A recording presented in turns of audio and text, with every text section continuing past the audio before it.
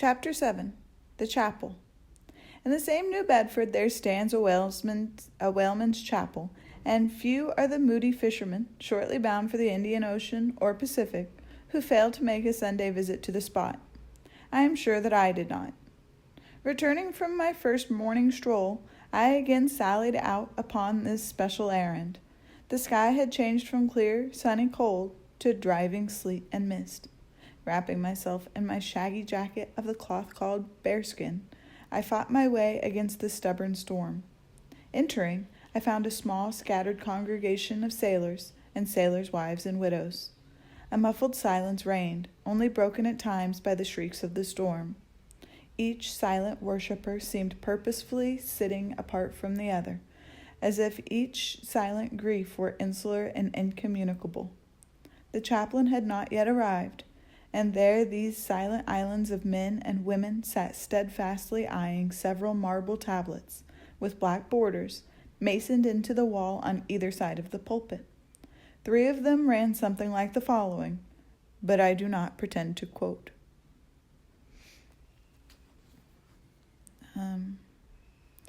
Sacred, in the memory of John Talbot, who, at the age of 18, was lost overboard near the Isle of Desolation, off Patagonia, November 1st, 1836.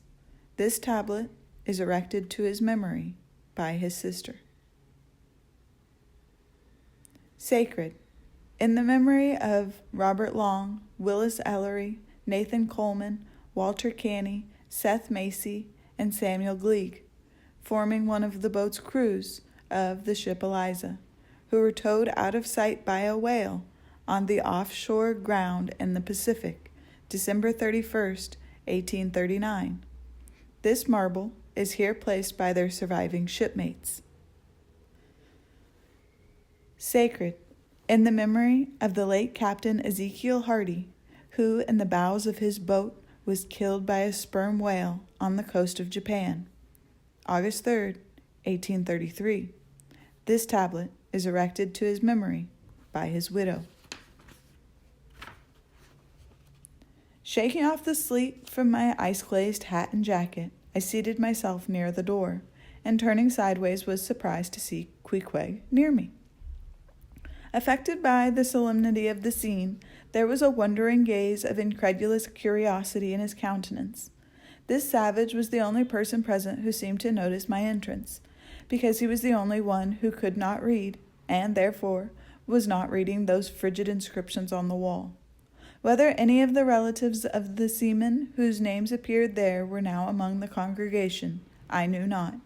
But so many are the unrecorded accidents in the fishery, and so plainly did several women present wear the countenance, if not the trappings, of unceasing grief, that I feel sure that here before me were assembled those in whose unhealing hearts the sight of those bleak tablets sympathetically caused the old wounds to bleed afresh.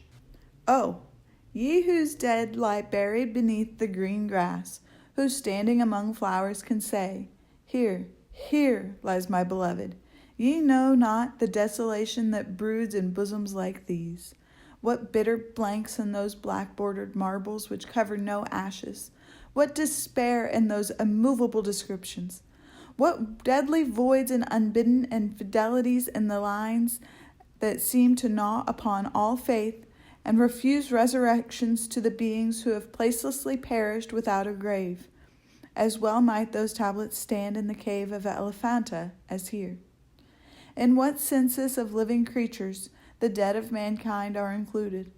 Why is it that a universal proverb says of them, that they tell no tales, though containing more secrets than the Goodwin Sands? How it is that to his name, who yesterday departed for the other world, we prefix so significant and infidel a word, and yet do not thus entitle him, if he but embarks for the remotest Indies of this living earth. Why the life insurance companies pay death forfeitures upon immortals, and what eternal unstirring paralysis and deadly hopeless trance yet lies antique Adam, who died 60 round centuries ago, How it is that we still refuse to be comforted for those who we nevertheless maintain are dwelling in unspeakable bliss. Why all the living so strive to hush all the dead? Wherefore but the rumor of a knocking in a tomb will terrify a whole city? All these things are not without their meanings. But faith, like a jackal, feeds among the tombs, and even from these dead doubts she gathers her most vital hope.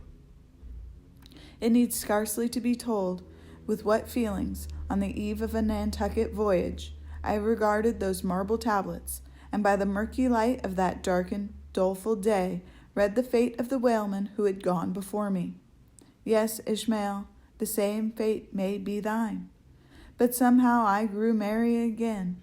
Delightful inducements to embark, fine chance for promotion, it seems. I, a stove-boat, will make me an immortal by brevet. Yes, there is death in this business of whaling, a speechlessly quick, chaotic bundling of a man into eternity. But what then? Methinks we have hugely mistaken this matter of life and death. Methinks that what they call my shadow here on earth is my true substance. Methinks that in looking at things spiritual, we are too much like oysters observing the sun through the water, and thinking that thick water the thinnest of air. Methinks my body is but the lees of my better being. In fact, take my body who will, take it, I say, it is not me. And therefore 3 cheers for Nantucket, and come a stove-boat and stove-body when they will, for stave my soul, Jove himself cannot.